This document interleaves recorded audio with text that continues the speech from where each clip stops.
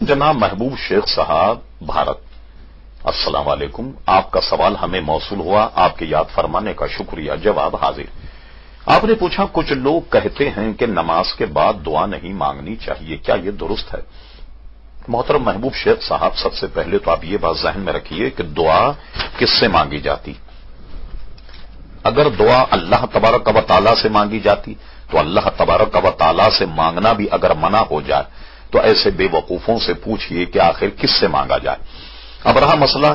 کہ نماز کے بعد دعا مانگنی چاہیے یا نہیں، مشکات شریف جو بڑی ایک مستند کتاب ہے، اس میں کتاب الصلاۃ، کتاب الصلاۃ میں ایک ہے باب التشہد جس میں التحیات کا بیان، اس کے بعد میں ایک باب ہے باب درود شریف جس میں درود شریف جو نماز میں پڑھا جاتا ہے اس کا بیان، پھر اس میں ایک باب ہے کہ درود شریف پڑھنے کے بعد حضور کیا دعا کرتے تھے نماز کے اندر، ایک باب وہ ہے۔ اب آپ غور فرمائیے کہ نماز کے بعد بھی صاحب مشکات نے ایک باب باندھا اور اس کا نام رکھا باب ذکر بعد الصلاۃ، یعنی ہم اس باب میں نماز کے بعد جو ذکر ہوتا ہے اس کا بیان کریں گے، یعنی نماز کے بعد دعا وغیرہ کا بیان۔ اس کی سب سے پہلی فصل میں پہلی حدیث یہ ہے، توجہ کیجیے۔ حضرت عبداللہ ابن عباس رضی اللہ تعالیٰ عنہما کہتے ہیں کہ میں رسول اللہ صلی اللہ علیہ وسلم کی نماز کے ختم ہونے کو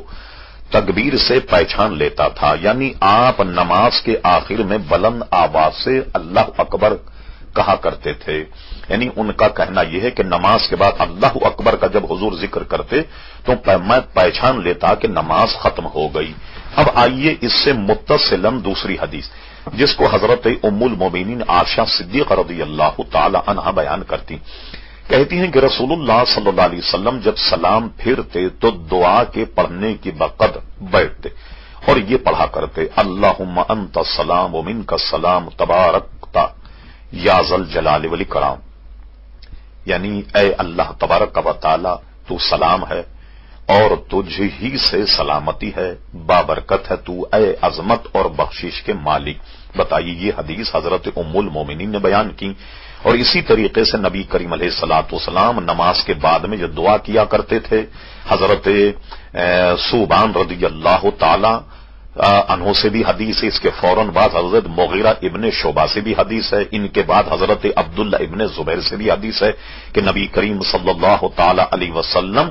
جب سلام پھرتے نماز کا تو بلند آواز سے کہتے لا الہ الا اللہ وحدہ لا شریک لہ لہ الملک ولہ الحمد وہو علی کل شیء قدیر، یہاں سے لے کر اور آخری تک بھی یہ دعا۔ تو جو یہ کہتا ہے کہ نماز کے بعد دعا کہیں ثبوت نہیں ملتا وہ غلط کہتا ہے۔ ہم اہل سنت جماعت میں الحمدللہ